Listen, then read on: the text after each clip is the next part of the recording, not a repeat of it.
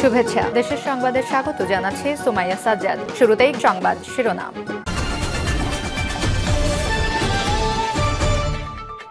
You দূতদের রাজনৈতিক, অর্থনৈতিক ও নৈতিক সমর্থন সহায়তার প্রতিফলন বলেছেন ডক্টর ইউনূস।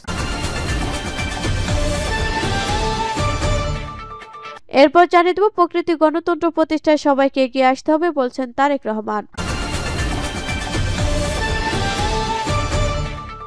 আরও জানিয়ে দেব ভারতীয় আগ্রাসনের প্রতিবাদে বেনাপোলে বিক্ষোভ। এদিকে পর্যাপ্ত বিনিয়োগের অভাবে পর্যটন শিল্পের বিকাশ হচ্ছে না বলছেন এএফ হাসান আরিফ। আরও থাকছে দেশকে কল্যাণ রাষ্ট্রে পরিণত করতে আন্দোলন চালিয়ে যাচ্ছে জামায়াত বলছেন সেলিম উদ্দিন। এবং সর্বশেষ জানিয়ে দেব পালিয়ে যাওয়া আওয়ামী লীগের সাবেক মন্ত্রী এমপিদের দেখা মিলল লন্ডনে। শিরোনাম শুনলেন, এখন বিস্তারিত। তবে তার আগে ভিডিওটিতে একটি লাইক, কমেন্ট, শেয়ার করে সবাইকে দেখার সুযোগ করে দিতে বিশেষ অনুরোধ রইল।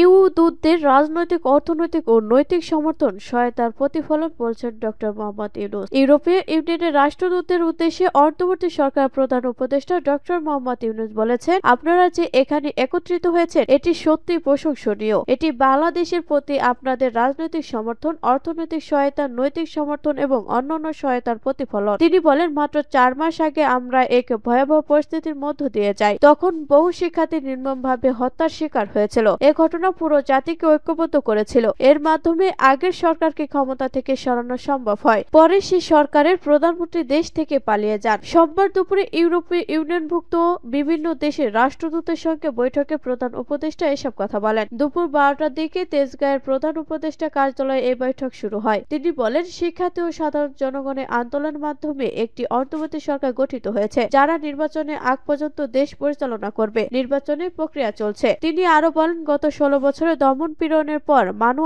আবেগের প্রকাশ স্পষ্ট।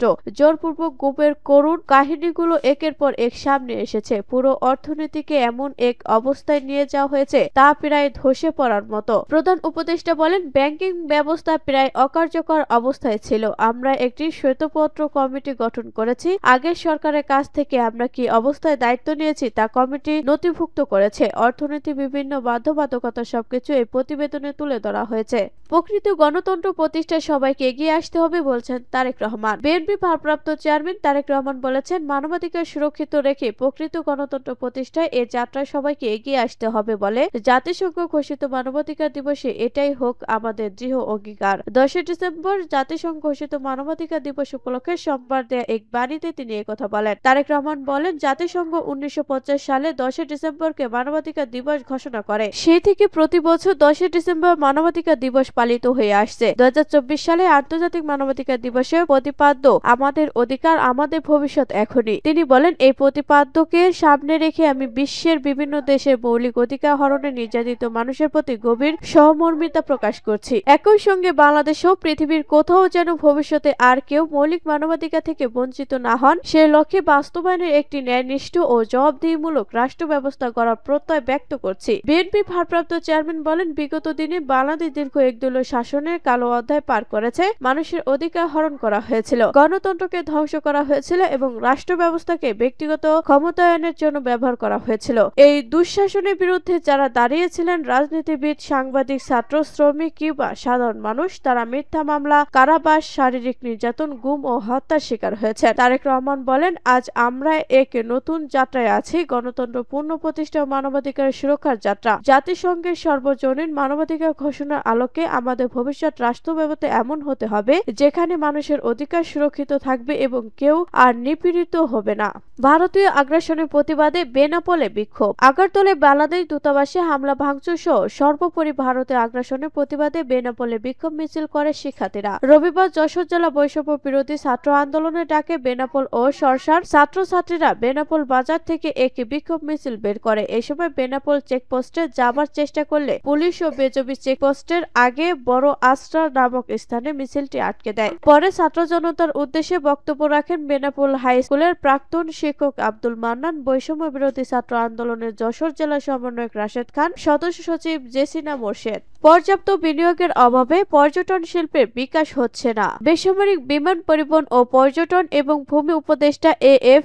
হাসান আরিফ বলেছেন, বাংলাদেশ পর্যটন ক্ষেত্রে হতে পারে অমিত সম্ভাবনার উৎস, কিন্তু পর্যাপ্ত বিনিয়োগের অভাবে পর্যটন শিল্পের বিকাশ হচ্ছে না। সোমবার আগারগাঁওয়ের বাংলাদেশ পর্যটন কর্পোরেশন বিপিসি পরিদর্শন শেষে কর্মকর্তাদের সঙ্গে মতবিনিময়ের সময় তিনি একথা বলেন। উপদেষ্টা বলেন, দেশে অর্থনৈতিক উন্নয়ন ও কর্মসংস্থান সৃষ্টির ক্ষেত্রে পর্যটন শিল্প গুরুত্বপূর্ণ ভূমিকা পালন করতে পারে। বাংলাদেশের পার্শ্ববর্তী দেশগুলো পর্যটন শিল্প থেকে বিপুল পরিমাণ আয় করতে পারলেও বাংলাদেশের আয় অতি সামান্য। এই সমস্যা উত্তরণে বর্তমান সরকার প্রয়োজনীয় পদক্ষেপ গ্রহণ করেছে। সভায় সভাপতিত্ব করেন বিপিসির চেয়ারম্যান সাইমা শাহিন সুলতানা। দেশকে কল্যাণ রাষ্ট্রে পরিণত করতে আন্দোলন চালিয়ে যাচ্ছে জামায়াত, বলছেন সেলিম উদ্দিন। বাংলাদেশ জামায়াত ইসলামী দেশকে কল্যাণ রাষ্ট্রে পরিণত করতে এক দফায় আন্দোলন সংগ্রাম চালিয়ে যাচ্ছে বলে মন্তব্য করেছেন দলটির কেন্দ্রীয় নির্বাহী পরিষদ সদস্য ও ঢাকা মহানগর উত্তরে আমির মোহাম্মদ সেলিম উদ্দিন। সোমবার ৯ ডিসেম্বর রাজধানীর উত্তরখানের স্থানীয় জামায়াত আয়োজিত শীতবস্ত্র বিতরণ, মেডিকেল ক্যাম্প, গণসংযোগ এবং সুধী সমাবেশের প্রধান অতিথি বক্তব্যে তিনি একথা বলেন। সেলিম উদ্দিন বলেন, মানুষের জাগরিত কল্যাণ ও পরকালীন মুক্তি জামায়াতের রাজনীতির লক্ষ্য ও উদ্দেশ্য। মূলত আমরা এমন একদল লোক তৈরি করার চেষ্টা করছি যারা আগামী দিনে নেতৃত্ব দিয়ে দেশকে এক ২০ শতাংশের চ্যালেঞ্জ মোকাবেলায় প্রস্তুত করতে সক্ষম হবে। এজন্য আমরা মানুষের আত্মগঠন, পরিবার ও সমাজ গঠন, সর্বোপরি দেশের রাজনৈতিক সংস্কারকে প্রাধান্য দিয়ে কাজ করে যাচ্ছি। এই মহতী কাজ সফল ও সার্থকভাবে সম্পূর্ণ করার জন্য আমরা গণমানুষের মানবীয় প্রয়োজন মেটানোর ওপর গুরুত্ব দিয়ে থাকি। যদিও কাজটি রাষ্ট্রের, আমরা আমাদের সীমিত সামর্থ্য দিয়ে রাজধানীর অসহায় শীতার্ত মানুষের পাশে দাঁড়ানোর চেষ্টা করছি। আমরা আশা করব অন্যরাও এই মহতী কাজে খোলা মন নিয়ে এগিয়ে আসবেন। তিনি বিপন্ন সমাজের সুবিধাবঞ্চিত মানুষের কল্যাণে সরকার, বিত্তবান সহ সমাজের সক্ষম মানুষকে খোলা মন নিয়ে এগিয়ে আসার আহ্বান জানান। তিনি বলেন, অন্ন, বস্ত্র, বাসস্থান, শিক্ষা ও চিকিৎসা প্রত্যেক নাগরিকের মৌলিক অধিকার, কিন্তু আওয়ামী লীগ সরকারের সময় দেশের মানুষ এসব মৌলিক অধিকার থেকে বঞ্চিত হয়েছে। আমরা নানাবিধ প্রতিকূলতার মধ্যেও জনগণের কল্যাণে বিভিন্ন জনহিতকর কাজ করার চেষ্টা করলেও ফ্যাসিবাদী অপশক্তি আমাদের তার নির্বিঘ্নে করতে দেয়নি, বরং জাতীয়